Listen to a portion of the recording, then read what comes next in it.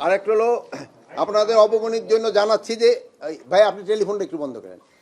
জানাচ্ছি যে আপনাদের এই যে আমাদের যে কি বলে এই যে নির্বাচনে নিয়োজিত কর্মকর্তা বিভিন্ন আইন শৃঙ্খলা বাহিনীর সদস্যদের অংশগ্রহণে একটা ইলেকটোরাল ম্যানেজমেন্ট এক্সারসাইজ ব্যবস্থা করছি। আজ বিকাল 3টায় ঢাকা জেলায় সাভার উপজেলায় তেঁতুলঝরা ইউনিয়ন তেঁতুলঝরা কলেজ ভোট কেন্দ্রে এই মহড়াটা অনুষ্ঠিত হবে। এই একটা বড় খবর ছিল। আর একটা হলো ওই হাফিজের নেতৃত্বে একটা কোনটা এই যে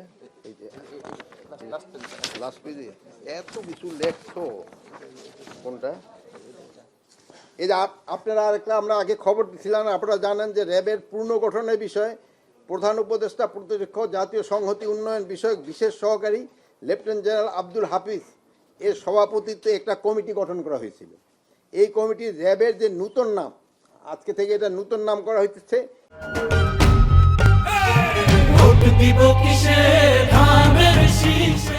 স্পেশাল ইন্টারভেনশন ফোর্স SIF। এটা সুপারিশ করেছে এবং মাননীয় প্রধান উপদেষ্টা এটা অনুমোদন দিয়েছে। ইন্টারভেনশন ফোর্স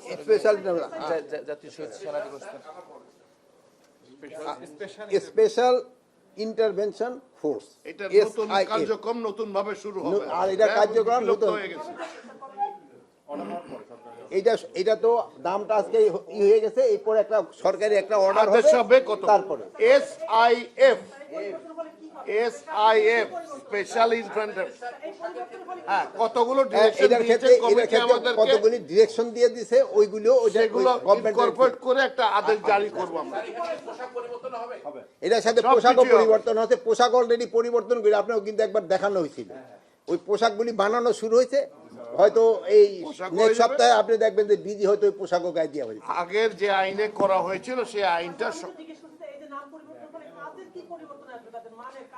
আপনি তো দেখছেন যে তাদের কাজের মানের পরিবর্তন অলরেডি চলেও আসছে।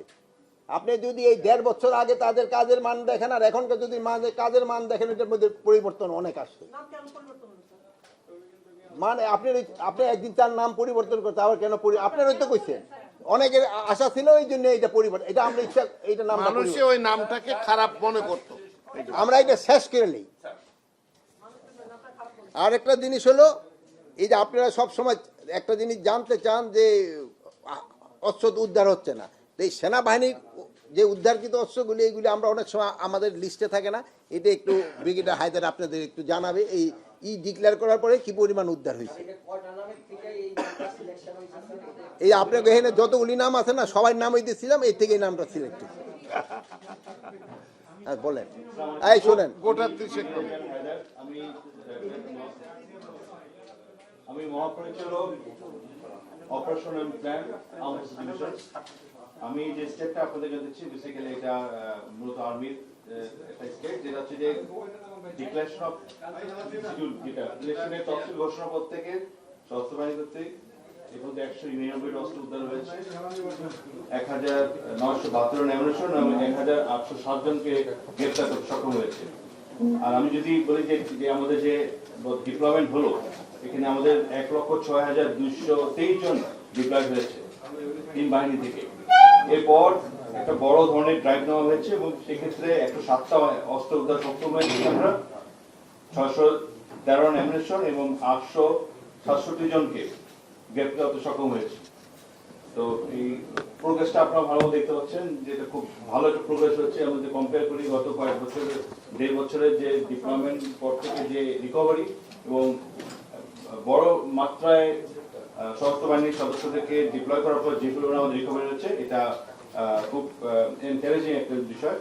ইনশাআল্লাহ সামনের দিনগুলোতে আছে, যেহেতু এখন সব প্রত্যেকটা ডিস্ট্রিক্টে প্রত্যেকটা উপজেলায় আমাদের বাহিনীর সদস্য পৌঁছে গেছে, তারা আরো ভালো ড্রাইভ দিচ্ছে এবং 3 বাহিনীর সাথে জেলা প্রশাসন, ডিস্ট্রিক্ট পুলিশ এবং অন্যান্য বাহিনীদের যে সমন্বয়ের মাধ্যমে আরো ড্রাইভ নেওয়া হবে এবং ইলেকশনের আগে আমরা ভালো একটা ফ্রি ইলেকশন আবার দিতে সক্ষম হবো ইনশাআল্লাহ। আপনার পুরো নামটা কি? আমি ব্রিগেডিয়ার জেনারেল মোহাম্মদ আলী হায়দার সিদ্দিকী। আমি মহাপরিচালক অপারেশন এবং প্ল্যান সশস্ত্র বাহিনী বিভাগ। এটা কি নির্বাচনে তফসিল ডিক্লেয়ার হওয়ার পরে? জি জি জি।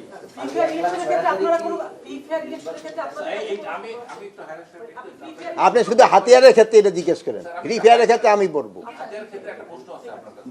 এই অস্ত্রগুলোর মধ্যে কতগুলো পুলিশের অস্ত্র আছে, কতগুলো পাবলিকের অস্ত্র আছে, কতগুলো সন্ত্রাসীদের কাছে অস্ত্র আছে? আচ্ছা, আমি যেটা বলি, আমার কাছে পুরো স্টেট যেটা আছে এই পর্যন্ত আমি এই তফসিল ঘোষণা করতে পারছি না, আপনাকে এক্স্যাক্টলি বলতে পারছি না, বাট আমাদের কাছে যে স্টেটটা আছে এই পর্যন্ত পুলিশের এবং র্যাবের যে অস্ত্রগুলো খোয়া গিয়েছিল সেখান থেকে 4432টা অ্যামুনিশন উদ্ধার করা সক্ষম হয়েছি আমরা। আর জেল অথরিটি যে অস্ত্র হারিয়ে গিয়েছিল সেখান থেকে 65টা অস্ত্র উদ্ধার সক্ষম হয়েছে। এছাড়া একটা লাইসেন্স ওয়েপন ছিল যেগুলো মিসিং ছিল, সেখান থেকে 328টা অস্ত্র উদ্ধার করা সক্ষম হয়েছে। সংখ্যার মধ্যে কতগুলো থেকে? এবং আদার্স আর্ম যদি বলি, আমার বিভিন্ন ধরনের ইলিগাল ওয়েপন যেগুলো ছিল, যেগুলো মালখানা থেকে পুলিশ স্টেশন থেকে উদ্ধার হারিয়ে গিয়েছিল, এই ধরনের 2906টা অস্ত্র উদ্ধার সক্ষম হয়েছে। টোটাল 5731টা অস্ত্র উদ্ধার হয়েছে গত এটা সেপ্টেম্বর থেকে। আচ্ছা ঠিক, আর কারো কোনো প্রশ্ন আছে? আচ্ছা চলো। পুলিশের সাথে কম্বাইন করা হচ্ছে নাকি না আপনার ইন্ডিভিজুয়ালি?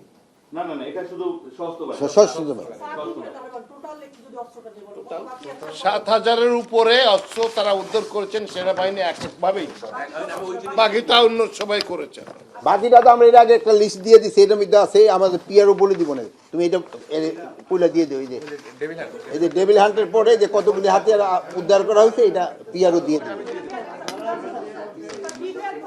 হ্যাঁ হ্যাঁ, গতকালকে টিআইবি বলছে যে মব নিয়ন্ত্রণ করা না গেলে ইলেকশনে প্রভাব পড়বে। স্যার বিশেষ করে স্যার 2025 সালে 600-এর উপর শুধুমাত্র পুলিশই নানাভাবে আক্রান্ত হয়েছে, একটা সার্ভেতে উঠে এসেছে। আপনার পুলিশই যদি নানাভাবে আক্রান্ত হয়, সেই পুলিশ দিয়ে আপনারা ইলেকশন করবেন এবং টিআইবি কাউকে এরকম একটা তারা তাদের কনসার্নটা জানিয়েছে, আপনি কি বলবেন?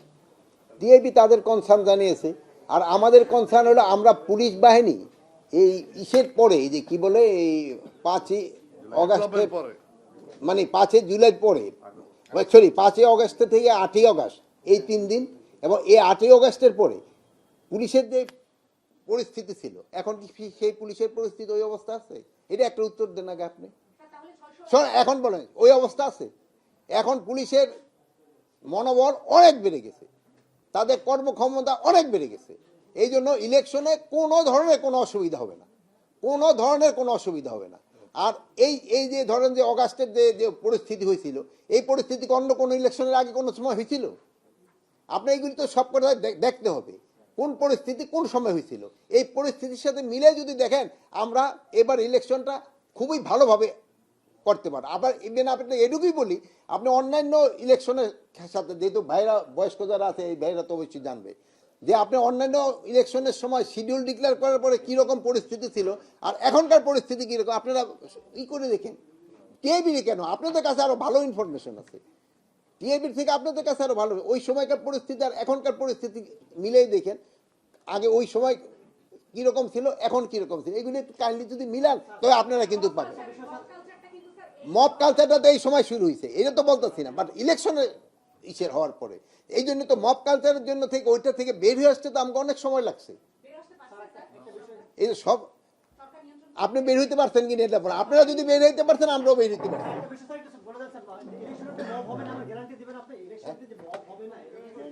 মবকে আমরা বানাই নাকি?